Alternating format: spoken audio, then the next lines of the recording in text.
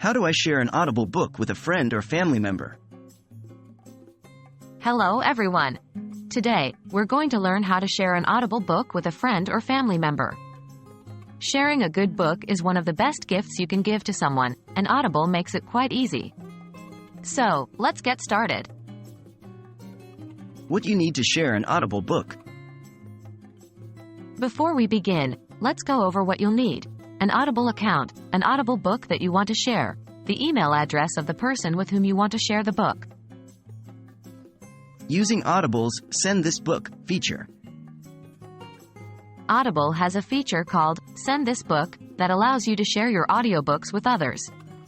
This feature is free to use, but there are some restrictions to keep in mind.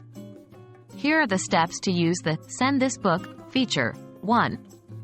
Open your Audible app on your mobile device. 2. Navigate to your library and find the book you want to share. 3. Tap on the three-dot menu next to the book title. 4. Select the Send This Book option. 5. Choose how you want to send the book, via email, text, etc. 6. Enter your friend or family member's email address and send it. Remember, your friend or family member will receive a free copy of the audiobook if it's their first time receiving one through this feature.